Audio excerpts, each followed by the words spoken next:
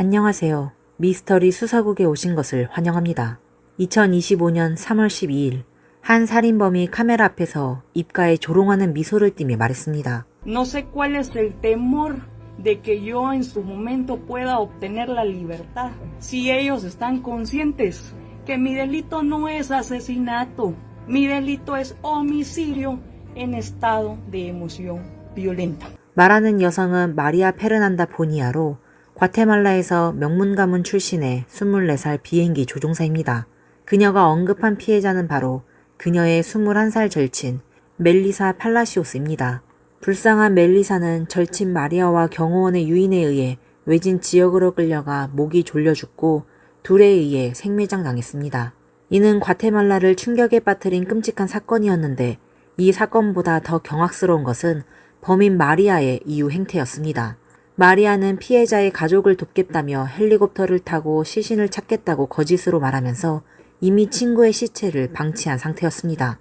체포되어 수감된 후 마리아는 전용 차량과 개인 주방을 제공받으며 특혜를 누리고 있었고 심지어 그녀는 감옥에서 여유롭게 생방송을 하며 사법 시스템과 슬픔에 잠긴 피해자 가족들을 조롱했습니다. 더욱 기이한 점은 과테말라의 사법 시스템이 마리아의 협력자로 보였다는 것입니다. 명백한 계획적 살인임에도 불구하고 판사는 이를 감정에 의한 폭행으로 판결을 내렸으며 계획을 담은 대화기록 증거도 제외되었습니다. 4년 동안 4번이나 법관이 교체되었고 매번 재판은 끊임없는 지연과 절차적 방해에 시달렸습니다. 이 뒤에는 어떤 강력한 세력이 숨어 있었을까요? 멜리사의 마지막 순간, 비명과 애원으로 가득 찬 녹음 파일이 이 사법 부패를 밝혀내는 단서가 될 수 있을까요? 멜리사는 과테말라 동부에서 태어나 어머니와 언니와 함께 자랐습니다. 그녀의 어머니 아나벨라 차코는 국가민간경찰에 근무하는 경찰관이었습니다. 어머니는 일이 바쁘고 잦은 출장으로 집에 돌아오지 못하는 경우가 많았고 멜리사와 언니는 대부분 외할머니와 시간을 보냈습니다. 외할머니는 그들에게 두 번째 어머니와도 같았습니다. 친척들과 친구들의 기억 속에서 멜리사는 성격이 밝고 마음씨가 착한 소녀였습니다. 그녀는 공부를 열심히 했으며 특히 동물을 좋아했습니다. 멜리사는 나쁜 습관도 없었고 나이트클럽에도 가지 않았으며 주말이 되면 가족과 시간을 보내거나 친구들과 만나는 것을 좋아했습니다. 멜리사에게 학업은 사랑보다 더 중요했습니다. 그녀는 이미 감사기술 학위를 받았고 사건이 발생하기 전에도 열심히 시험 준비를 하며 공인 감사가 되는 꿈을 가지고 있었습니다. 멜리사는 가족의 생활을 개선하기 위해 체면 있는 직장을 얻는 것이 무엇보다 중요했습니다. 그러나 아무도 예상하지 못한 갑작스러운 배신이 그녀의 모든 꿈을 21살의 여름에 멈추게 했습니다.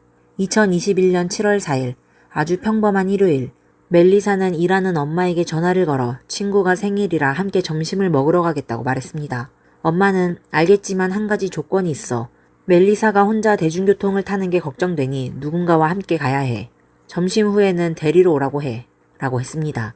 멜리사는 엄마의 마음을 이해하고 친구의 오빠가 그녀를 데리러 오고 왕복차로 데려다 줄 거라고 약속했습니다.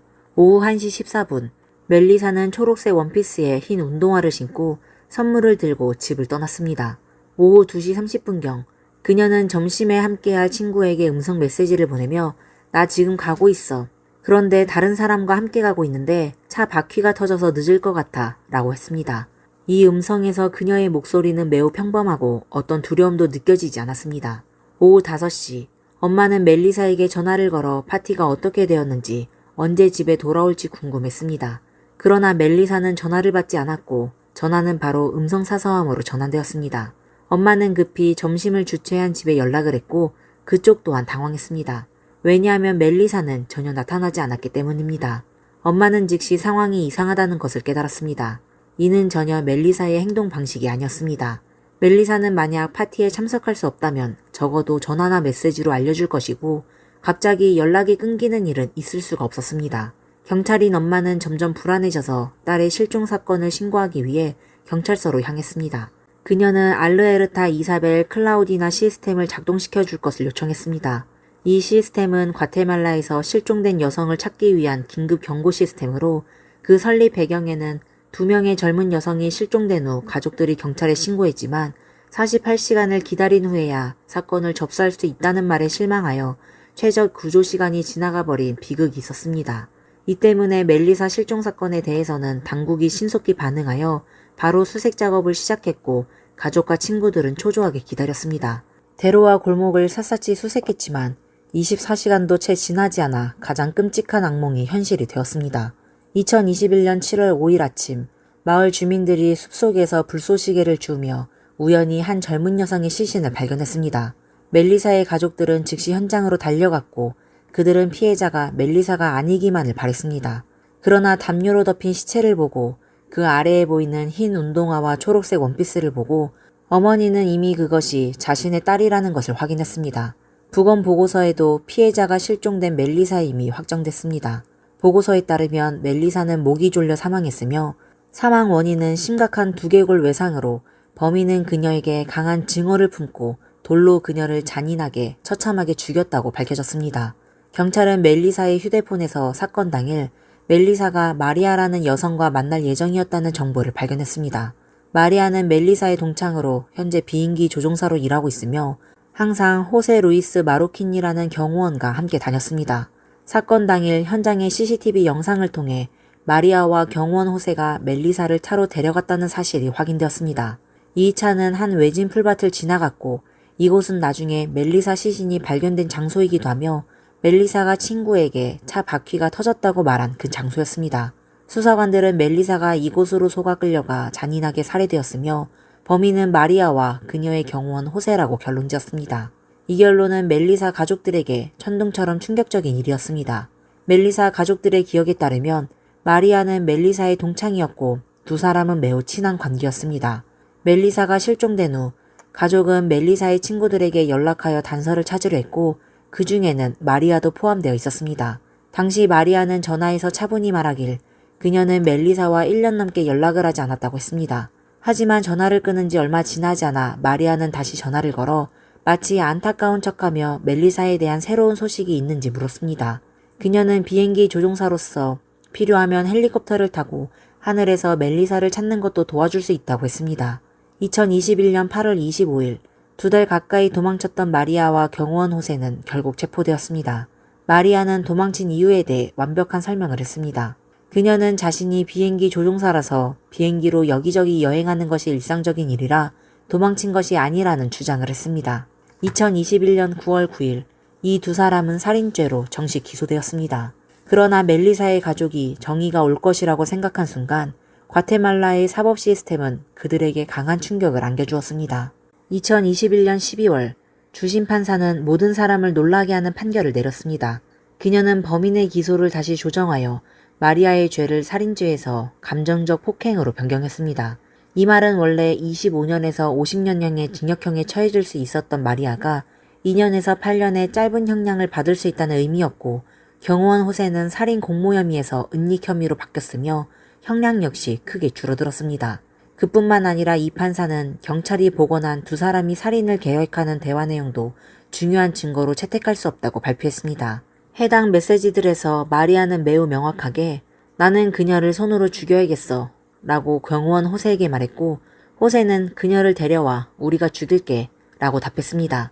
이런 결정적인 증거가 있음에도 불구하고 판사는 이를 무시한 채 판결을 내렸습니다. 이 판결은 멜리사의 가족과 이 사건에 관심을 가진 모든 사람들을 분노하게 만들었습니다.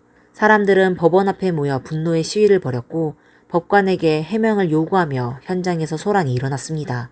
그 혼란 속에서 멜리사의 어머니는 경찰차에 치여 부상을 입기도 했습니다. 여론은 대체로 판사가 매수되었다고 판단했습니다. 마리아는 과테말라의 명문 가문 출신으로 권력과 영향력을 가진 인물이었기 때문입니다.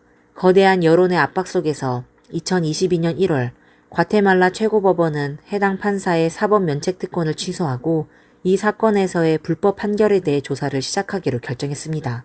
그러나 사건은 아직 끝나지 않았습니다. 판사가 조사를 받는 동안 감옥에 있는 주범 마리아는 온라인에서 여유롭게 생방송을 시작했습니다.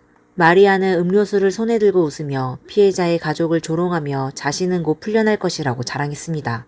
분명히 마리아는 감옥에서 매우 좋은 대우를 받고 있었습니다. 막강한 가문을 배경으로 특별한 특혜를 누리며 심지어 감옥에서 스마트폰을 사용해 생방송을 할 수 있었습니다.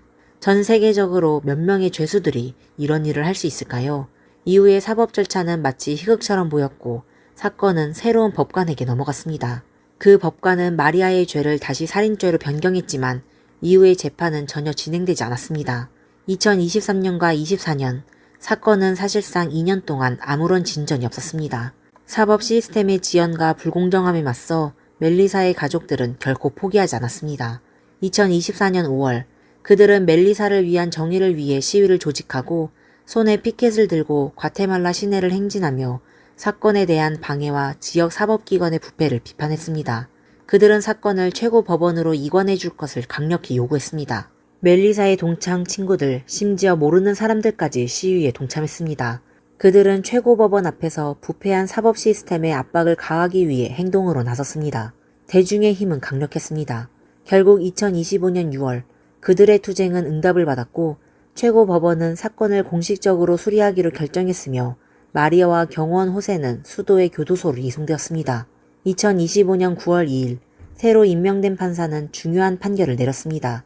그는 이전의 감정적 폭행이라는 경미한 판결을 뒤집고 마리아와 그녀의 경호원을 다시 살인죄로 기소했습니다. 법원은 이 사건의 심각성과 계획적인 성격을 충분히 인식한 것으로 보였습니다. 이는 4년 가까운 긴 기다림과 수많은 투쟁 끝에 사건이 결국 재판 단계로 넘어갔다는 것을 의미하며 사법 정의를 향한 중요한 첫걸음이었습니다. 하지만 이때 마리아의 변호사팀은 청문회가 열리기 전에 이 판사가 불공정하고 사건에 대해 편견을 가지고 있다며 최고법원에 판사를 교체해달라고 요구했습니다. 그들은 살인죄에 대한 기소를 인정하지 않았습니다. 이로 인해 2025년 9월 8일과 23일로 예정되어 있던 중요한 청문회가 모두 중단되었습니다.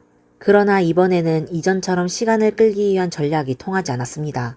피해자 측의 변호사들은 즉시 반격이 나섰고 그들은 그들이 말하는 것을 믿지 마세요. 그들은 그냥 절차를 남용하고 시간만 끌고 있습니다. 라고 외쳤습니다. 2025년 2월 마리아는 스스로 유죄를 인정하려 했던 적이 있었습니다. 이는 더 가벼운 형량을 얻기 위한 시도였으나 신청 후 마리아는 이를 철회했습니다. 법적으로 만약 피고인이 자발적으로 유죄를 인정했다가 철회했다면 더 이상 형량 감경을 위한 유죄 인정의 권리를 주장할 수 없습니다.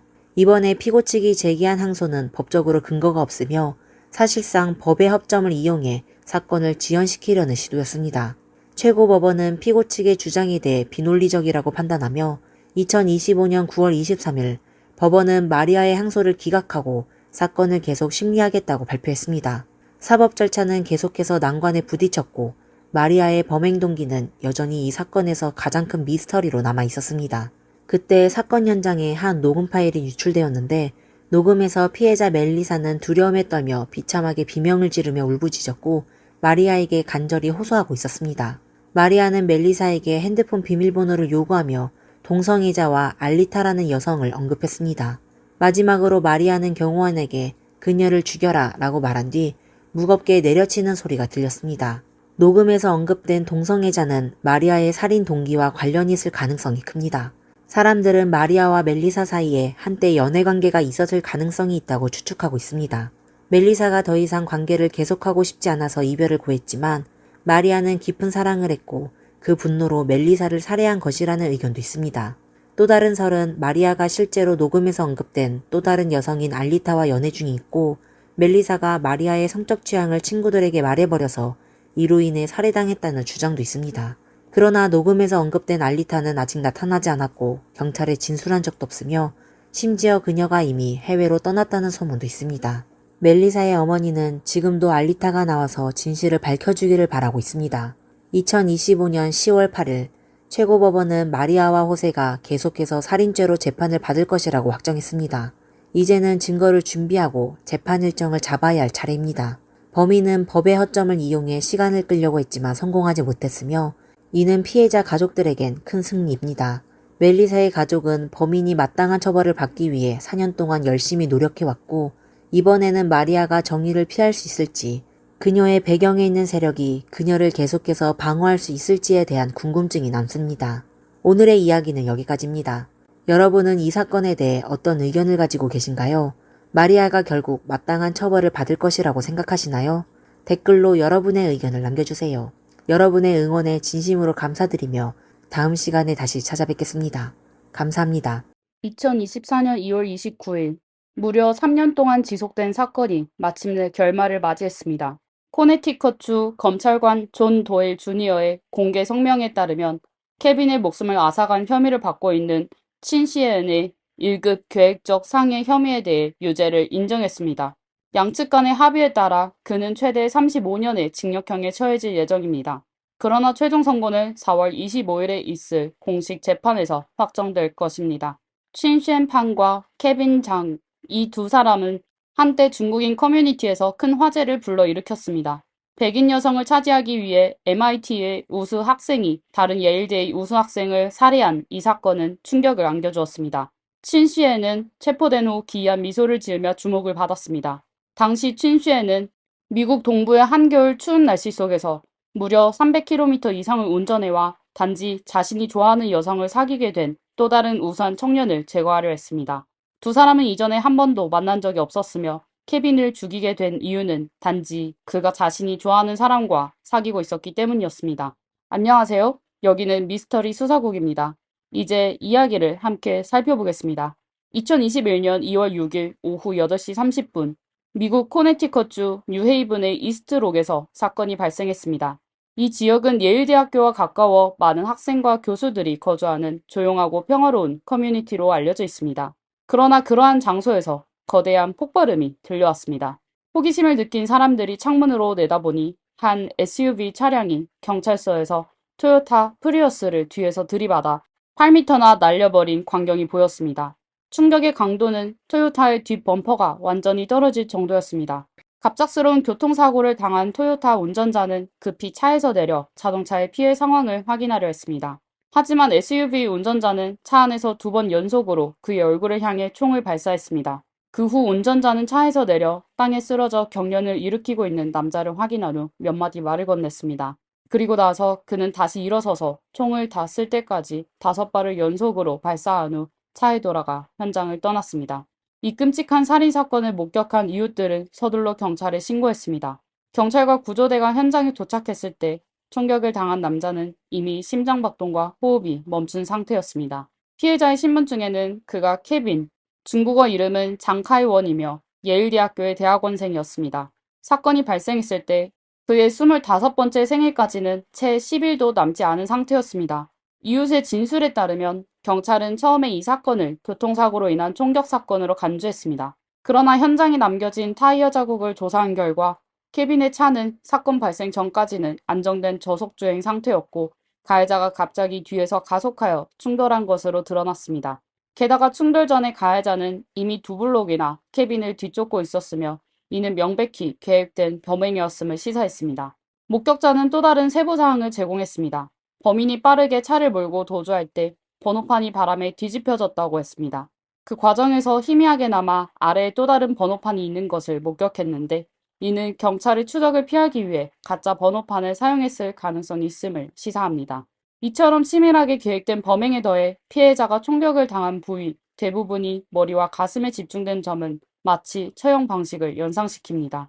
경찰은 이 사건이 갱단의 보복과 관련이 있을 수 있다고 의심했습니다. 하지만 피해자 케빈은 평소에 건강한 생활을 했으며 어떠한 나쁜 습관도 없었습니다. 또한 그의 가족과 약혼녀에 따르면 그는 밝고 온화한 성격으로 사람들과 갈등을 일으킨 적이 없다고 했습니다. 케빈은 심지어 동료나 친구와도 다툰 적이 없었기 때문에 그를 해칠 이유가 있는 사람이 있을 가능성은 거의 없어 보였습니다. 사건이 발생한 당일 케빈은 약혼녀와 함께 호수에서 낚시를 하고 이후 장을 본 후 함께 저녁을 준비했습니다. 저녁 8시경 두 사람은 기독교 신앙을 가지고 있어 혼전 동거를 받아들이지 않았기 때문에 케빈은 여자친구와 포옹하며 작별 인사를 했습니다. 그것이 영원한 이별이 될 줄은 꿈에도 몰랐습니다. 그렇다면 혹시 갱단이 복수를 하려다 잘못된 사람을 공격한 것일까요? 경찰은 이 가능성도 낮다고 판단했습니다. 왜냐하면 범인이 2번째 총격을 가하기 전 분명히 케빈에게 말을 건넸고 신원을 확인한 후에야 계속해서 총을 쏘았기 때문입니다. 안타깝게도 그때 거리는 너무 멀어 아무도 그가 무슨 말을 했는지는 듣지 못했습니다. 공교롭게도 이 시기에 미국에서는 흑인이 아시아인을 대상으로 총격과 차량 탈취를 시도한 사건이 연달아 발생하고 있었습니다. 그래서 경찰은 최초로 용의자 공고를 발표할 때 차량의 모델과 색상뿐만 아니라 차량에 2명이 타고 있을 가능성과 총격을 가한 사람이 흑인일 것이라는 추측을 덧붙였습니다. 그러나 나중에 밝혀진 바에 따르면 이러한 추측은 전혀 쓸모없을 뿐만 아니라 경찰이 진범을 놓치게 만든 결정적인 이유가 되었습니다. 케빈이 희생된 지 불과 30분 후 인근 마을인 노스헤븐에서 경찰은 한 폐품 수거소에서 걸려온 전화를 받았습니다. 전화를 건 사람은 SUV 한 대가 철로에 끼어 있는 것을 목격했다고 전했습니다. 이곳은 매우 혼잡한 철도 노선이기 때문에 매우 위험한 상황이었습니다. 경찰이 현장에 도착했을 때 운전자는 아시아인 남성으로 확인되었습니다. 그는 검은색 패딩을 입고 회색 니트 모자를 쓰고 있었으며 차를 빼내려고 애쓰고 있었습니다. 경찰의 질문에 이 남성은 매우 침착하게 대응했습니다. 그는 자신이 매사추세츠로 돌아가는 중인데 차에 장착된 GPS가 갑자기 고장나면서 이 길로 들어오게 되었다고 설명했습니다. 그는 길을 완전히 잃었고 결국 바퀴가 철로에 끼이게 되었다고 말했습니다. 이때 경찰은 그의 차량 번호판이 2장 겹쳐 있는 것을 발견했습니다. 하지만 운전자는 이 차가 며칠 전에 산 새 차라서 매사추세츠의 정식 번호판이 아직 발급되지 않아 임시 번호판을 걸어둔 것이라고 해명했습니다. 이 경찰관은 남성을 전혀 의심하지 않았으며 그를 경찰서로 데려가 조사하지도 않았습니다. 오히려 그는 남성을 도와 견인차를 불러 SUV를 근처의 한 모텔로 이동시켰고 내일 떠나기 전 반드시 차량을 꼼꼼히 점검하라고 당부했습니다. 이렇게 친절한 경찰의 도움에 운전자는 거듭 사과하며 고개를 끄덕이고 반드시 그렇게 하겠다고 말했습니다.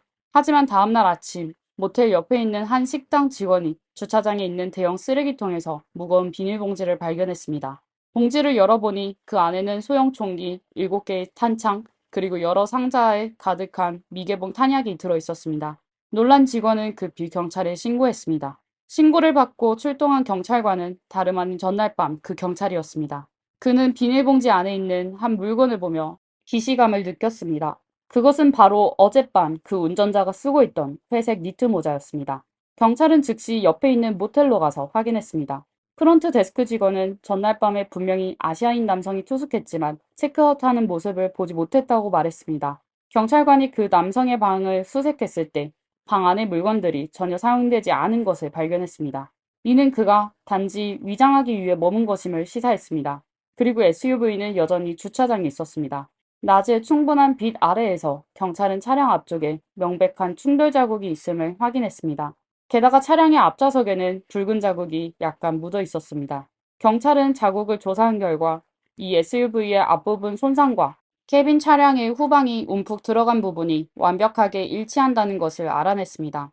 차량 내부의 붉은 자국 또한 케빈의 것으로 밝혀졌습니다. 범인이 가까운 거리에서 그를 총격한 후 옷에 묻은 피가 차 안에 묻은 것으로 추정되었습니다. 번호판이 가려진 차량 정보를 바탕으로 경찰은 사건 발생지에서 300km 이상 떨어진 한 자동차 대리점을 찾아냈습니다. 그 결과 이 대리점이 이틀 전에 이미 이 SUV가 도난당했다고 보고한 상태였습니다. 대리점의 한 판매원에 따르면 한 아시아인 남성이 차를 사러 와서 여러 대의 차량을 살펴본 뒤 앞좌석과 뒷좌석을 평평하게 눕힐 수 있는 SUV를 선택했다고 했습니다. 그는 차량의 좌석을 눕혀 직접 누워보며 매우 만족스러워했다고 했습니다. 이 행동은 판매원에게 약간의 의아함을 주었습니다. 왜냐하면 좌석을 평평하게 눕힐 수 있더라도 그 안에서 잠을 자는 것은 여전히 불편하기 때문입니다. 그래서 판매원은 그 남성에게 장거리 여행에 더 적합한 캠핑카를 추천하려고 했습니다. 그러나 그 남성은 굳이 이 SUV를 원한다고 말했습니다. 대신 정식으로 구매 계약을 체결하기 전 시승을 해보고 싶다고 요청했습니다. 그 판매원도 앞서 언급한 경찰처럼 이 남자가 옷차림이 단정하고 말투가 예의 바르며 고등 교육을 받은 사람이라고 생각하여 별다른 의심을 하지 않았습니다. 그래서 그는 남자에게 차 열쇠를 건네주었습니다. 하지만 남자는 차를 몰고 떠나더니 몇 시간 동안 기다려도 돌아오지 않았습니다. 대리점이 문을 닫을 때까지도 남자는 돌아오지 않았고 자신이 속았다는 것을 깨달은 판매원은 그제서야 차량 도난을 경찰에 신고하며 후회를 했습니다. 자동차 대리점과 모텔에서 제공한 등록 정보를 바탕으로 경찰은 범인이 MIT 박사과정에 재학 중인 29살 중국계 남성 친슈엔이라는 것을 최종적으로 확인했습니다. 경찰이 친슈엔의 사진을 들고 케빈의 가족과 친구들에게 신원 확인을 요청했을 때 케빈의 약혼 여인 지온 페리는 약간 불편한 표정을 지었습니다. 그녀는 예일대학교에서 생물물리학 박사과정을 시작하기 전 MIT에서 석사과정을 밟았다고 말했습니다. 페리는 학교에서 열린 행사에서 친슈엔을 몇 번 본 적이 있으며 그의 강력한 요청에 따라 페이스북에서 친구를 맺었지만 소통을 한 적은 거의 없었습니다. 2020년 5월 31일 졸업식 당일 친슈에는 페리에게 몇 번 메시지를 보내 그녀를 직접 만나 축하하고 싶다고 했지만 페리는 정중히 거절했습니다. 그 후 친슈에는 직접 만나지 못하더라도 최소한 화상통화로 축하 인사를 나누자고 제안했지만 페리는 그가 시도한 몇 번의 줌 통화를 모두 거절했습니다. 그 이후로 두 사람은 더 이상 연락을 주고받지 않았습니다. 또한 페리에 따르면 친슈엔과 케빈은 서로 만난 적이 없었으며 친슈엔이 9개월 후 300km를 운전해와 케빈을 해칠 것이라고는 상상도 못했다고 했습니다. 친슈엔의 범행 동기를 설명할 수 있는 유일한 이유는 사건 발생 일주일 전 케빈이 여자친구에게 성공적으로 청혼을 했고 이것이 친슈엔에게 큰 자극이 되었을 가능성이 있습니다. 케빈이 올린 24초짜리 영상에 따르면 당시 그는 페리와 함께 공원에서 놀고 있었습니다.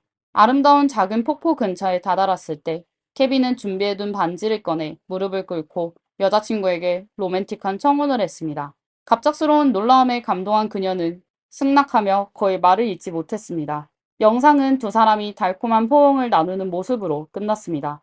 이후 두 사람은 각자의 소셜미디어에 약혼 소식을 올렸고 이 청혼 영상을 함께 게시해 모든 사람들과 그들의 행복을 나누었습니다. 게시물에는 친척과 친구들의 축하와 좋아요가 가득했지만 이 소식은 친시엔에게는 너무나 큰 충격이었습니다. 경찰이 친시엔과 케빈의 약혼녀가 서로 알고 있었다는 사실을 발표하자 온라인상에서 특히 많은 중국 매체에서 엄청난 여론의 폭풍이 일어났습니다. 일부 사람들은 이것이 세 사람 간의 삼각관계로 인해 발생한 사건이라며 의도적으로 약혼녀에게 책임을 돌리기도 했습니다.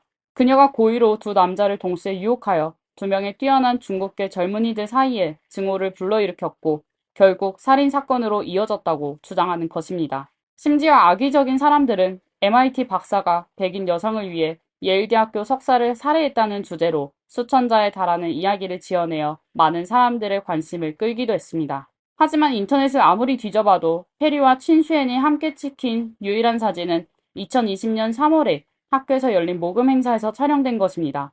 두 사람의 표정, 몸짓, 그리고 서로 간의 거리로 보아 그들은 단순한 동문 관계일 뿐 연인 관계로 보이지 않았습니다. 반면 케빈과 페리의 소셜미디어에는 그들의 다정한 커플 사진이 가득했습니다. 경찰 보고서에도 친슈엔과 페리 사이에는 연애 관계나 육체적 관계가 전혀 없었으며 그들은 단순 동문일 뿐이라고 분명히 명시되어 있습니다. 그러나 페리는 친슈엔이 자신에게 관심을 가지고 있다는 것을 느낄 수 있었다고 했습니다. 하지만 친슈엔의 눈에는 냉미녀 같은 그녀가 되려 케빈을 좋아하다니 그는 단지 예일대학의 가난한 학생인데 말이죠. 페리의 말에 따르면 두 사람은 2020년 초 한 교회의 행사에서 처음 만났습니다. 그 당시 페리는 케빈의 밝은 미소에 매료되었고 그에게 먼저 커피를 마시자고 제안했습니다. 그 결과 두 사람은 신앙이 일치하고 가치관이 같으며 외모도 잘 어울리고 음악을 사랑하는 공통점까지 있어 완벽한 연인이 될 수 있음을 알게 되었습니다. 그 이후로 두 사람의 감정은 안정적으로 발전해 나갔고 페리와 케빈의 가족들도 매우 화목하게 지냈습니다. 2020년 8월 케빈의 텍사스에서 2개월 동안 주방일군 훈련을 받으러 떠났습니다. 훈련을 마치고 코네티컷으로 돌아왔을 때 그는 환영 인파 속에서 한눈에 어머니와 여자친구를 알아보았습니다. 원래는 MIT에서 박사과정을 계속할 수 있었던 여자친구 페리는 케빈과 더 가까이 있기 위해 예일대학교로 진학하기로 결정했습니다. 이로 인해 케빈은 그녀와 평생을 함께하겠다는 생각을 더 확고히 하게 되었습니다. 하지만 이 완벽한 연애는 친슈엔의 7발의 총격으로 인해 비극적으로 끝나버렸습니다. 페리는 결혼식을 기다리기는커녕 약혼자의 장례식을 먼저 맞이하게 되었습니다. 2021년 2월 14일 발렌타인데이는 케빈의 25번째 생일이기도 했지만 그날은 그가 묻히는 날이기도 했습니다. 장례식에서 페리는 눈물을 흘리며 당신이 천국에서 모든 것이 잘 되기를 바라요. 언젠가 우리가 다시 만날 때까지 잘 지내요. 라고 말했습니다. 아들을 잃은 케빈의 부모님은 실신할 정도로 슬픔에 잠겼습니다. 첫 세대 이민자인 그들은 미국에서 20년 넘게 힘겹게 살아오며 아들에게 더 나은 삶을 제공하려고 노력했습니다. 케빈은 집안의 유일한 자식으로 어릴 때부터 매우 착하고 똑똑했습니다. 그는 학업 성적이 항상 우수했을 뿐만 아니라 여가 시간에도 부모님이 운영하는 식당에서 도와주곤 했습니다. 많은 단골 손님들은 그가 잘하는 모습을 지켜봐온 이들이었습니다. 케빈의 중학교 선생님도 장례식에서 케빈에 대한 추억을 떠올렸습니다. 케빈은 어렸을 때 학교가 끝나자마자 전화 판매 일을 하러 가곤 했으며 주말에는 낚시를 즐겨 했습니다. 잡은 물고기를 집으로 가져와 어머니께 저녁 식사를 준비해드리곤 했죠. 또한 가정에 부담을 덜기 위해 고등학교를 졸업한 후 곧바로 군에 입대했습니다. 제대 후 대학 학비를 마련하기 위해서였습니다. 3년 후 케빈은 우수한 성적으로 예일대학교에 입학했고 대학의 모든 학비와 생활비를 전액 충당했습니다. 이후 환경과학 대학원에 진학하여 석사학위를 추구했습니다. 그는 유튜브에서 자신의 채널을 운영하며 주로 피트니스 팁, 건강한 식단, 그리고 일상생활을 공유했습니다. 카메라 앞에서 그는 특유의 밝은 미소와 건강한 몸매를 자랑하는 것을 즐겼습니다. 반면 친슈에는 케빈보다 4살밖에 많지 않았지만 훨씬 더 나이가 들어 보였습니다. 그의 눈빛은 우울했고 말수도 적었으며 학교에서도 친구가 많지 않았습니다. 두 사람을 비교하면 대부분의 사람들이 케빈과 친구가 되고 싶어 할 것입니다. 하지만 모두가 케빈이 친슈엔보다 낫다고 생각하는 것은 아닙니다. 오히려 친슈엔이 이 세상에서 가장 훌륭한 남자라고 생각하며 그를 무시하는 여자는 잘못된 선택을 하는 것이라고 여기는 사람들이 있었습니다. 그들은 바로 친슈엔 판의 부모였습니다. 사실 경찰이 도난당한 SUV 정보를 추적한 후 매사추세츠에 사는 판 가족에게 바로 연락을 취했습니다. 하지만 판의 어머니는 전화에서 매우 냉담하게 자신도 친슈엔과 연락이 닿지 않으며 그의 휴대전화가 꺼져 있다고 대답했습니다. 이후 그녀는 경찰의 모든 전화에 응답하지 않았고 집에는 아무도 없었습니다. 경찰은 친슈엔이 자수할 가능성이 없다고 판단하여 전국에 지명 수배령을 내렸습니다. 그의 얼굴은 인터넷과 TV 속에서 계속해서 방송되었고 고속도로변의 대형 광고판에도 그의 사진이 게재되었습니다. 그 결과 5일 후 멀리 떨어진 조지아주에서 친슈엔으로 보이는 사람이 목격되었습니다. 그는 검은색 배낭을 메고 있었고 계속해서 뒤를 돌아보며 매우 수상한 행동을 하고 있었습니다. 그는 주유소 편의점에서 몇 가지 물건을 산 후 도로에 세워진 차량에 탑승했습니다. 차량을 운전한 사람은 중년의 아시아인 부부였습니다. 목격자와 CCTV 영상을 통해 경찰은 이들이 친슈엔과 그의 부모임을 확인했습니다. 이 가족은 함께 도주 중이었던 것입니다. 이에 경찰은 수사 범위를 친슈엔의 부모까지로 확대하고 그들의 통신 기록, 차량 번호판 정보, 은행 거래 내역을 추적했습니다. 조사 결과 친슈엔이 범행을 저지른 다음 날 그의 부부는 그와 함께 남쪽으로 7개의 줄을 가로질러 자동차로 이동하며 여러 ATM에서 대량의 현금을 인출한 것으로 드러났습니다. 그러나 그들이 호텔에 머문 기록은 전혀 없었고 이는 아마도 그들이 발각되는 것을 두려워하여 일상생활을 모두 도로에서 해결했기 때문일 것입니다. 그렇게 판 가족은 3주 동안 도피 생활을 했고 결국 경찰은 여러 감시 수단을 통해 고속도로에서 판 가족의 차량을 멈춰 세웠습니다. 그러나 차 안에는 친슈엔의 부모만 있었고 친슈엔은 없었습니다. 판 아버지의 진술에 따르면 사건이 발생한 당일 밤 그는 아들 친슈엔에게서 전화를 받았고 큰 문제가 생겨 부모의 도움이 필요하다는 말을 들었습니다. 아들의 안전을 걱정한 판 부모는 그날 밤 뉴헤이븐으로 급히 가서 친슈엔과 만났습니다. 세 사람은 상의 끝에 도주하기로 결정했고 이후 경찰이 추적을 피하기 위해 힘든 생활을 이어갔습니다. 그러던 중 그들은 친슈엔의 행적이 목격되었다는 소식을 TV에서 접했습니다. 자신의 위치가 발각된 것을 알게 된 후에도 그들은 자수하지 않고 판 부모가 계속해서 남쪽으로 차를 몰고 가도록 했습니다. 그리고 친슈엔은 모든 현금과 아버지의 중국 여권을 가지고 다른 곳으로 떠났습니다.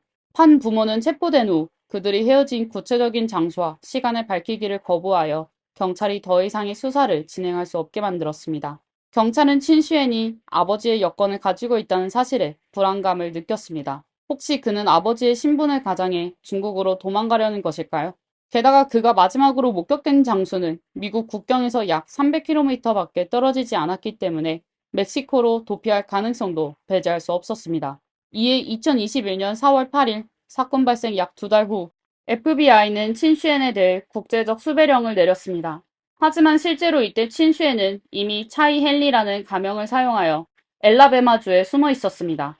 나중에 더 보스턴 글로브의 인터뷰 보도에 따르면 그는 몽고메리에서 현금으로 한 아파트를 임대했으며 바로 옆집이 집주인의 집이었습니다. 집주인은 그가 매우 조용하고 예의 바른 사람이라고 회상했습니다. 그는 또한 집안의 아이들에게 컴퓨터 문제를 해결해주는 등 매우 친절한 모습을 보였습니다. 감사의 표시로 집주인은 그가 마당에서 자라는 채소를 마음껏 사용하고 신선한 달걀을 주어 요리할 수 있게 허락했습니다. 엘라베마에서의 이 기간 동안 친슈에는 많은 사람들이 꿈꾸는 전원 생활을 즐기며 지냈습니다. 그러나 이러한 평화로운 시간은 오래가지 않았습니다. 2021년 5월 13일 몽고메리 경찰서가 미국 해안 경비대의 협조로 97일간 도피하던 친슈엔을 체포했다고 발표했습니다. 경찰은 친슈엔의 위치를 어떻게 파악했는지는 밝히지 않았으며 체포 과정이 매우 순조롭게 진행되었고 양측 간의 물리적 충돌은 없었다고 강조했습니다. 친슈엔은 수갑이 채워진 후 놀란 집주인에게 미소를 지으며 폐를 끼쳐 죄송합니다 라고 말했습니다. 그의 기이한 미소는 그가 수감복을 입고 경찰이 사진을 찍을 때도 나타났습니다. 이로 인해 사람들을 불편하게 만드는 사진이 나오게 되었습니다. 그러나 친슈엔의 기이한 미소만큼이나 그의 범행 동기도 사람들에게 이해하기 힘든 부분이었습니다. 단지 자신이 좋아하는 여자가 다른 남자와 약혼했다는 이유로 라이벌을 살해하러 간다는 행동은 정말로 이해하기 어려운 일이었습니다. 아마도 친슈에는 자신이 이렇게 뛰어난데 왜 페리가 자신을 선택하지 않았는지에 대해 스스로도 혼란스러웠을 것입니다. 사실 학업 성취도만 놓고 보면 그는 매우 우수한 학생이었습니다. 친슈엔의 페이스북 정보에 따르면 그는 중국 상하이 출신으로 부모님은 어릴 때부터 그에게 엘리트 교육을 시켰습니다. 유치원 때부터 그는 이중 언어를 사용하는 사립학교에 다녔고 15살에 미국 메릴랜드 주의 워튼 하이스쿨에 입학했습니다. 이 학교는 현지에서 4위에 위치하며 부유한 중산층 지역에 위치한 명문 학교로 알려져 있습니다. 신슈엔의 고등학교 성적은 매우 우수했고 특히 이과 과목에서 동급생들을 앞서 나갔습니다. 모든 과목에서 A를 받았으며 학교 웹사이트에 따르면 그는 미국을 대표하여 국제수학 올림피아드에 참가해 은메달을 획득한 적도 있습니다. 이러한 영재는 학교 설립 40년 만에 처음 있는 일이었습니다. 이론적으로 미국을 대표해 이러한 국제대회에 참가하려면 미국 시민권을 소지하고 있어야 합니다. 당시 친슈에는 아직 18살이 되지 않은 중국 유학생이었으며 불과 2년여 만에 미국 시민권을 취득했습니다. 이러한 속도는 매우 놀라운 일이죠. 그래서 오래전부터 친슈엔과 그의 어머니가 이미 미국 시민권을 취득했을 것이라는 소문이 있었습니다. 심지어 그는 미국에서 태어나 상하이에서 학교를 다녔을 가능성도 있습니다. 즉, 그는 살해된 케빈과 마찬가지로 미국 국적을 가진 중국계 미국인이었을 것입니다. 물론 친슈에는 정말로 뛰어난 수재였습니다. 그는 고등학교 졸업 후 MIT에 입학하여 박사과정까지 순조롭게 이수했습니다. 그는 학교에서 상을 수상하고 최상위 컴퓨터과학 및 인공지능 연구실에 들어갈 기회를 얻었습니다. 박사과정 중 그의 논문은 이미 80회 이상 인용되었으며 어릴 때부터 피아노를 연습해온 그는 MIT에 입학할 때 정규 행사에서 피아노 독주를 선보였고 학교 신문에서는 그를 뛰어난 피아니스트로 소개했습니다. 앞서 언급했듯이 피해자 케빈도 음악을 사랑했으며 종종 자신의 유튜브 채널에 피아노 연주 영상을 업로드했습니다. 그러나 그의 연주 실력은 친슈엔에 비해 훨씬 떨어졌고 주로 난이도가 낮은 대중음악을 연주했습니다. 하지만 그의 음악은 진솔하고 편안했으며 그의 성격처럼 생기가 넘쳤습니다. 그러나 케빈의 이러한 장점들은 친슈엔의 질투심 속에서 죄악으로 여겨졌습니다. 자신은 MIT 박사과정 학생이고 부유한 집안의 아들입니다. 대학을 졸업하기도 전에 부모님이 보스턴 북부에 80만 달러, 약 11억 원 상당의 집을 사주었습니다. 심지어 피아노 실력조차 케빈보다 훨씬 뛰어납니다. 그런데 왜 페리는 자신이 아닌 케빈을 좋아했을까요? 단지 그가 복근이 있고 치아가 더 희다고 해서 그런 것일까요? 이것은 도저히 이해할 수 없는 불공평한 일이었습니다. 이러한 질문들은 신슈엔뿐만 아니라 그의 부모인 판씨 부부도 이해할 수 없었습니다. 신슈엔이 체포된 지 2달이 넘은 후 경찰은 그의 부모인 판씨 부부도 조사하겠다고 발표하며 그들을 아들의 도주를 돕고 사법을 방해한 혐의로 기소할 예정이라고 밝혔습니다. 부모의 지나친 자식 두둔 때문에 검찰은 친슈엔이 해외로 도주할 가능성이 있다고 판단했습니다. 그래서 법원에 5천만 달러, 약 680억 원에 달하는 엄청난 보석금을 책정할 것을 권고했습니다.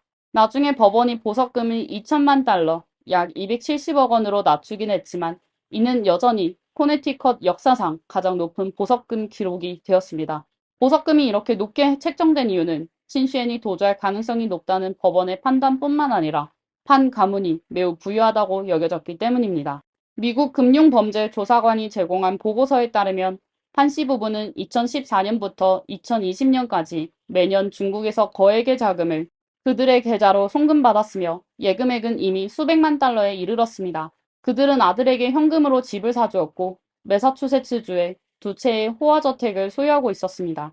심지어 아들이 도주 중일 때도 집을 사는 것을 잊지 않았습니다. 신슈엔이 체포될 당시 그의 방에서 2만 달러, 약 2,700만 원이 발견되었습니다. 이는 판 가문이 보기에는 별로 큰 돈도 아니었습니다. 하지만 이것은 역으로 판씨 부부가 아들의 범행과 도주 계획을 사전에 알지 못했다는 것을 입증하는 증거가 될 수도 있습니다. 왜냐하면 이 돈은 그들이 도주하는 동안 ATM에서 인출한 현금의 최대치였기 때문입니다. 판 가문이 아무리 부유해도 2천만 달러의 보석금은 그들의 감당 한도를 넘는 금액이었습니다. 그래서 친수에는 체포된 후 계속 구금된 채로 재판을 기다려야 했습니다. 당시 전 세계가 코로나19의 영향을 받고 있었기 때문에 사건 처리 지연이 심각했으며 재판은 3년 동안이나 연기되었습니다. 그동안 판씨 부부는 아들을 위해 여러 번 변호사를 교체했습니다. 변호 전략도 초기에는 경찰의 증거 수집 절차의 문제를 지적하는 방향에서 시작해 감정이 격해져 범행을 저질렀다는 주장으로 마지막에는 정신질환이 있다는 주장으로 변했습니다. 이로써 판씨 부부는 아들의 우수성을 강조하는데 더 이상 신경 쓰지 않게 된 것을 알 수 있습니다. 아들이 교도소에서 우등생으로 지내느니 차라리 자유로운 정신병자로 남는 편이 낫다고 생각하게 된 것입니다. 그 후 우리가 처음에 이야기한 것처럼 친슈에는 예정된 5월 재판 전에 유죄를 인정하기로 결정했습니다. 그가 왜 이런 결정을 내렸는지 그리고 케빈을 해칠 때 그에게 무슨 말을 했는지는 아마도 영원히 미스터리로 남을 것입니다. 우등생이라는 칭호는 한때 동급생들의 부러움과 부모님의 자부심을 불러일으키던 것이었지만 이제는 약간은 부정적인 의미를 띠기 시작했습니다. 네티즌들은 성적이 좋다고 해서 인품이 좋은 것은 아니며 시험 성적은 학습 능력이 부족한 사람을 걸러낼 수는 있지만 인품이 부족한 사람을 걸러낼 수는 없다고 말했습니다. 지식 그 자체는 개인의 성격적 결함을 보완해주지 못한다는 것입니다. 학업 성취를 지나치게 추구하다 보면 사람들은 종종 압박이 초래하는 극단적인 심리 문제를 간과하게 됩니다. 게다가 학교라는 상대적으로 폐쇄된 환경에서 살아가면서 성적이 곧 능력과 지위의 상징이 됩니다. 삶이나 사랑에서 한 번의 좌절과 실패를 겪으면 마음은 마치 계속해서 조여지는 바이올린 현처럼 긴장하게 됩니다. 더 강해지지 않으면 결국 그 현은 끊어지게 될 것입니다. 그리고 우등생이 일으킨 비극은 종종 사람들에게 더 큰 안타까움을 불러일으킵니다. 결국 수년간의 노력 끝에 얻고자 했던 것은 살인자가 되는 것이 아니었기 때문입니다. 부모 역시 자식이 교도소에서 생을 마감하길 바라지 않을 것입니다. 마지막으로 피해자 케빈에 대해 알아가면서 친슈엔이 항상 궁금해했던 질문에 대해 우리도 답을 시도해볼 수 있을지도 모릅니다. 왜 페리는 케빈을 선택했을까요? 그 답은 아마도 케빈의 페이스북 첫 페이지에 숨겨져 있을 것입니다. 그는 자신과 모든 사람에게 삶은 선물이며 나는 그것에 매우 감사한다고 썼습니다. 아마도 페리가 좋아한 것은 그의 외모나 재능, 그리고 가정 환경이 아닌 삶을 사랑하고 감사하며 선한 마음을 가진 그의 내면일 것입니다. 이상으로 이번 영상의 모든 내용을 마칩니다.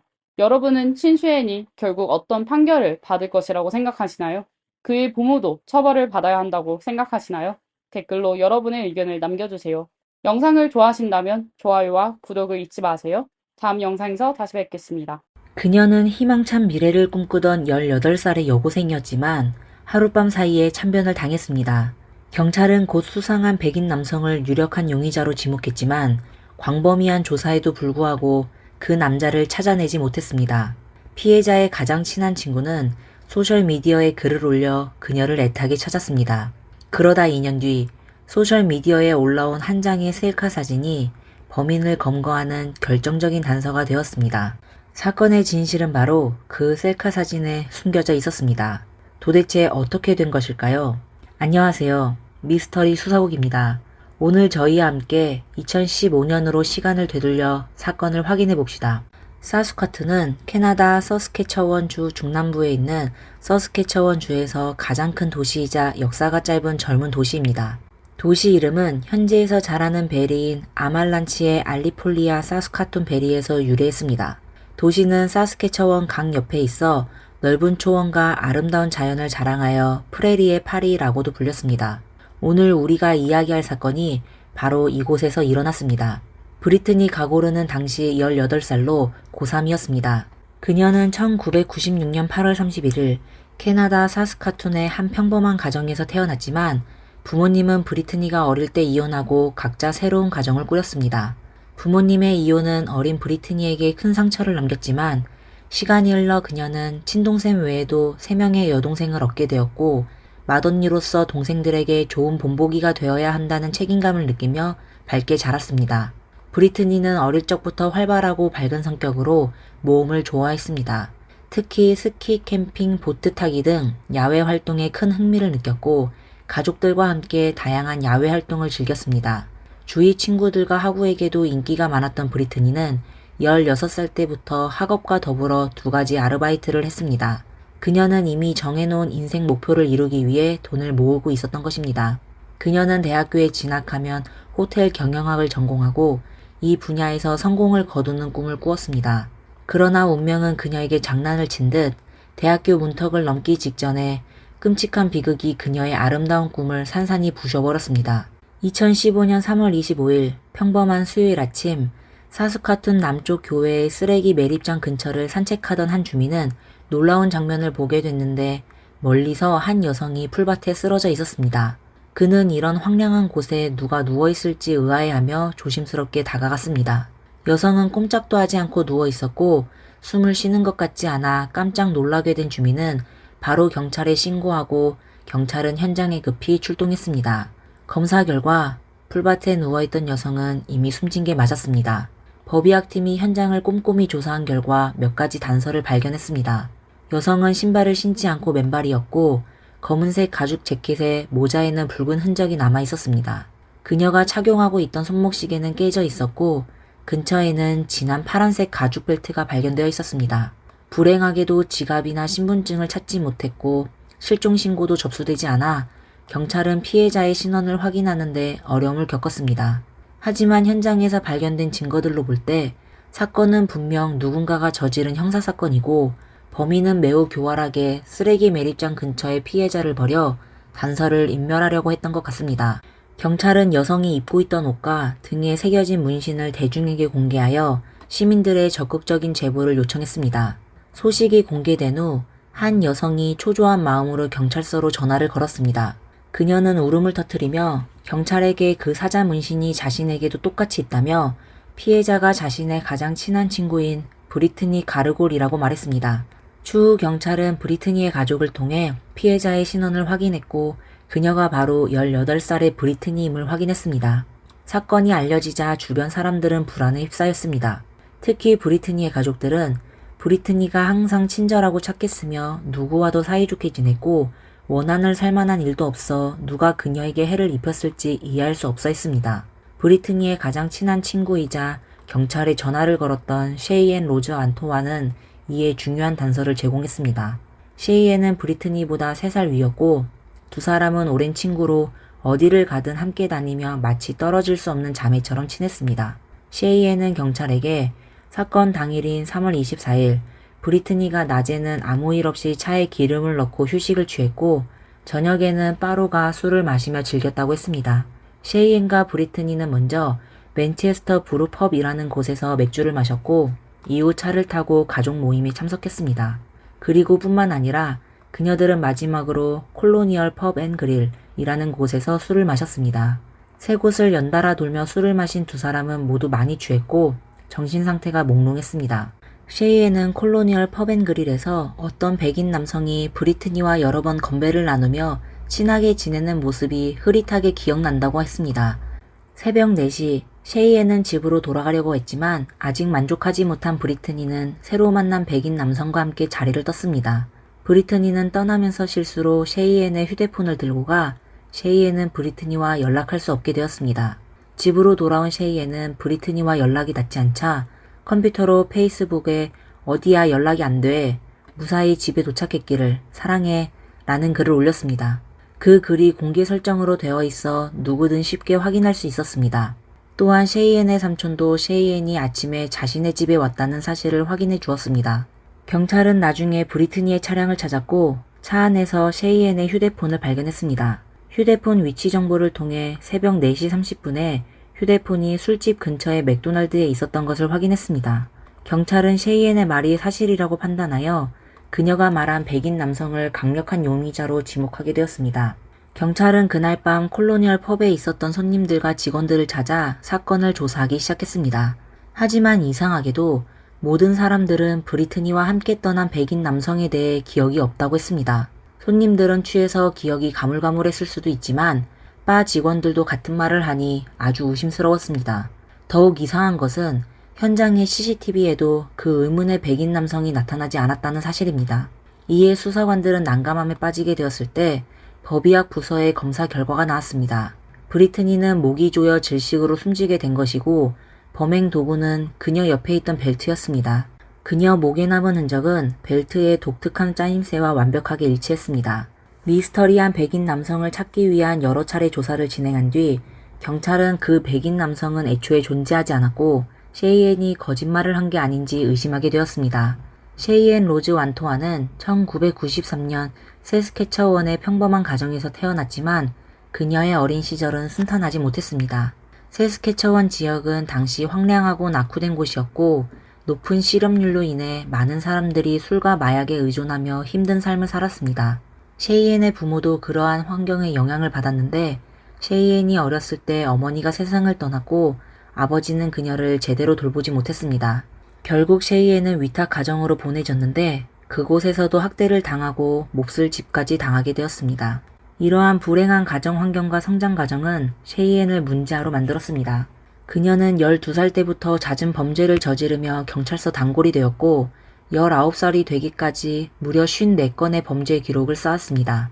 하지만 마음씨가 착한 브리트니는 셰이엔의 어두운 과거에도 불구하고 그녀를 진심으로 아끼고 셰이엔 또한 브리트니를 가장 의지할 수 있는 사람으로 여겼습니다. 두 사람은 마치 친자매처럼 늘 함께 다녔고 서로에게 힘이 되어주었습니다. 경찰은 셰이엔의 과거 범죄 기록을 보고 그녀가 거짓말을 했을 가능성을 의심했습니다. 그래서 그들은 다시 한번 셰이엔의 삼촌을 찾아가 진실을 캐묻기 시작했습니다. 경찰의 끈질긴 추궁에 삼촌은 결국 다른 이야기를 털어놓았습니다. 그는 셰이엔이 혼자 자신의 집에 왔다고 말하며 셰이엔이 브리트니와 함께 바에서 2명의 흑인을 만났고 함께 호텔로 가서 마약을 사용했는데 그 과정에서 다툼이 발생하였습니다. 그러다 셰이엔이 화장실을 갔다 왔을 뿐인데 브리트니는 침대에서 움직이지 않고 숨진 채 누워 있었는데 목에는 조인 흔적이 있었습니다. 더욱 놀라게 된 건 두 흑인은 그녀의 머리에 사격 도구를 대고 그녀에게 감히 경찰에 신고하면 가만두지 않겠다고 협박했습니다. 겁먹게 된 셰이엔은 감히 경찰에게 사실대로 진술하지 못하고 삼촌에게도 비밀을 지켜달라고 부탁했다고 덧붙였습니다. 이에 경찰은 셰이엔을 다시 한번 찾아가 신문하려고 했는데 마침 셰이엔은 이미 다른 사건으로 체포된 상태였습니다. 그녀는 경찰의 질문에 말을 얼버무리며 그날 밤에 무슨 일이 있었는지 끝내 밝히지 않았습니다. 그럼 어느 이야기가 진실일까요? 셰이엔 자체가 매우 의심스러워졌지만 그녀가 범죄에 가담했다는 증거는 찾지 못했습니다. 경찰은 다시 한번 많은 사람을 조사했지만 셰이엔이 말한 미스터리한 백인과 2명의 흑인은 찾을 수 없었습니다.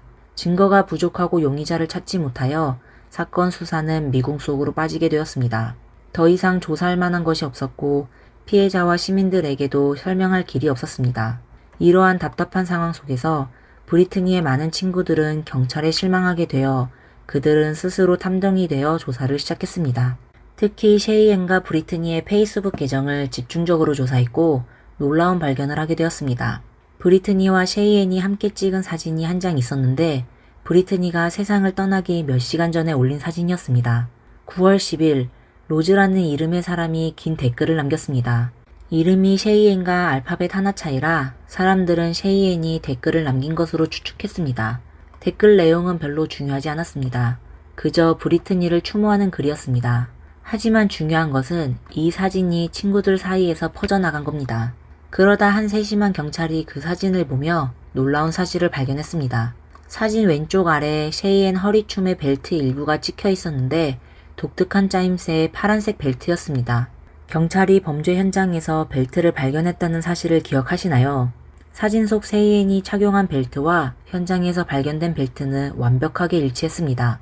수사관은 벨트를 감정했는데 놀랍게도 브리트니와 셰이엔 DNA가 섞여 있었습니다. 이 결정적인 법의학 증거 덕분에 잔혹한 진실을 밝혀냈고 범인은 바로 브리트니의 가장 친한 친구 셰이엔이었습니다. 그동안 그녀가 얘기한 백인, 흑인 등은 전부 경찰을 속이기 위해 지어낸 모두 거짓말이었습니다. 그렇다면 셰이엔과 브리트니는 자매처럼 친했는데 어떻게 하룻밤 사이에 원수가 되었을까요?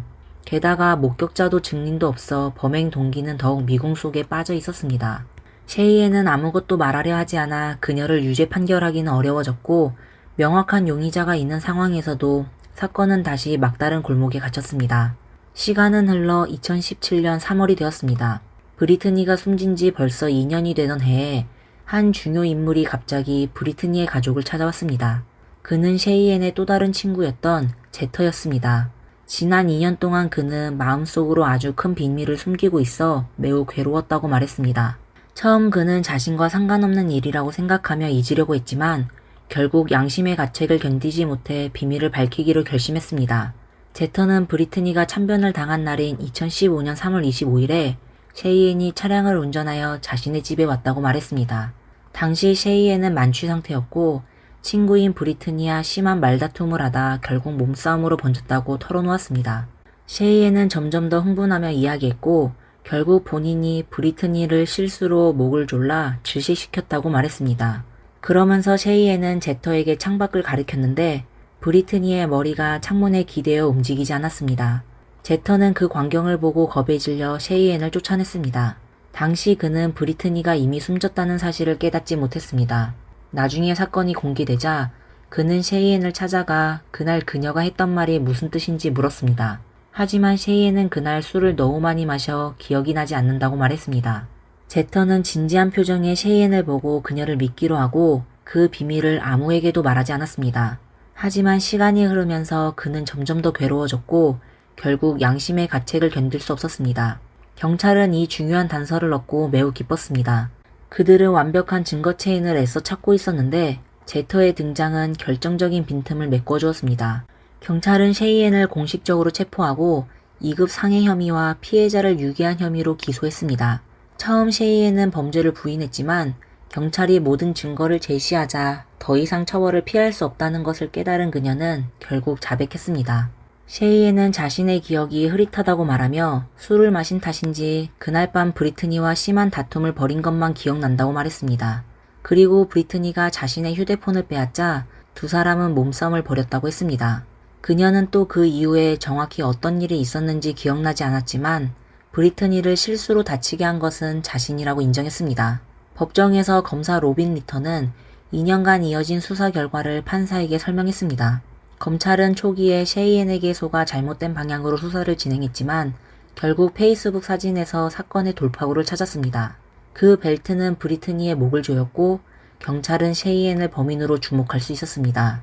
직접적인 목격자는 없었지만 페이스북에 올린 글과 시간 그리고 다른 간접 증거들을 통해 셰이엔이 범인이라는 것을 입증할 수 있다고 했습니다. 경찰은 사건 당일의 범행 과정을 다음과 같이 추측했습니다. 브리트니는 사망하기 몇 시간 전 두 사람의 사진을 함께 올렸는데 사진 속에서 두 사람은 화려하게 차려입고 술집에 갈 준비를 한 모습이었습니다. 두 사람은 술집에서 많은 술을 마셨고 알 수 없는 이유로 싸움이 벌어졌는데 브리트니는 불행하게도 목숨을 잃었습니다. 혼란스럽고 취한 상태였던 셰이엔은 친구 제터를 찾아가 범행 과정을 털어놓았습니다. 제터에게서 쫓겨난 셰이엔은 차를 운전하여 남쪽 교회의 황량한 쓰레기 매립장 근처로 가서 숨진 브리트니를 버렸습니다. 그리고 승용차를 운전하여 삼촌의 집으로 가 거짓 이야기를 만들어냈고 삼촌에게 비밀을 지켜달라고 부탁했습니다. 사실 그녀는 삼촌이 비밀을 지킬 수 없다는 것을 잘 알고 있었습니다. 그녀는 의도적으로 삼촌을 이용하여 자신을 보호했고 경찰로 하여금 2명의 흑인이 있었다는 이야기를 믿게 하려고 했습니다. 모든 것을 계획대로 마무리한 후 셰이엔은 페이스북에 마치 브리트니를 걱정하는 듯한 글을 올렸습니다. 그녀의 일련의 위장은 매우 성공적이었고 경찰은 처음에 그녀를 의심하지 않았습니다. 하지만 다행히도 악행을 저지른 자는 반드시 처벌을 받기 마련이었고 브리트니와 함께 찍은 사진과 제터의 등장은 셰이엔을 범인으로 밝혀냈습니다. 예비 심리에서 셰이엔은 자신이 법의 심판을 피할 수 없다는 것을 깨닫고 과감하게 죄를 인정했습니다. 하지만 그녀는 계속 그날 밤에 무슨 일이 있었는지 기억나지 않는다고 주장했습니다. 정식 재판이 열리기 전 셰이엔의 변호사와 검찰은 유죄 인정 합의를 맺었습니다. 셰이엔은 2급 상해 혐의 대신 과실치사 등의 다른 혐의를 인정했고 결국 7년형을 선고받았습니다. 셰이엔은 변호사를 통해 사과 성명을 발표했습니다. 저는 영원히 자신을 용서할 수 없을 것입니다. 지금 제가 무슨 말을 하고 무슨 행동을 하더라도 브리트니를 되돌릴 수는 없습니다.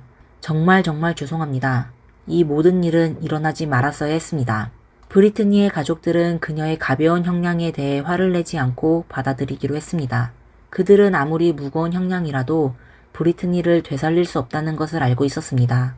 브리트니의 삼촌 알은 그녀는 훌륭한 젊은 사람이었습니다.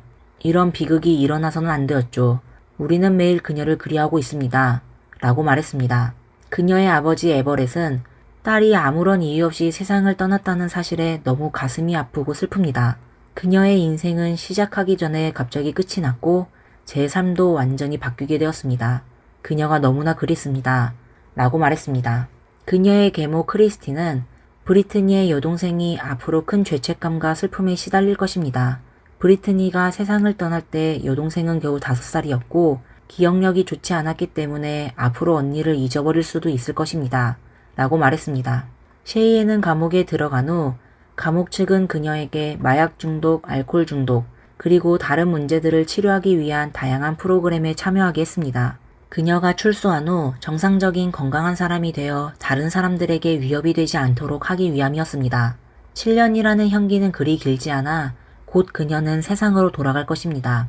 사건은 마무리되었지만 많은 사람들, 특히 브리트니의 가족들에게는 여전히 풀리지 않은 미스터리가 남아 있습니다. 셰이엔은 왜 자신의 친구 브리트니를 해쳤을까요? 두 사람 사이에 무슨 일이 있었던 것일까요?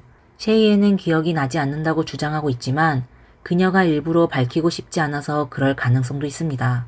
그들의 질문은 아마 미스터리로 남게 될 것이고 언젠가 셰이엔이 기억해낼 때까지 기다릴 수밖에 없습니다. 오늘의 이야기는 여기까지입니다. 저희 영상이 마음에 드셨다면 좋아요와 구독 부탁드립니다. 미스터리 수사국이었습니다. 다음 시간에 뵙겠습니다. 감사합니다.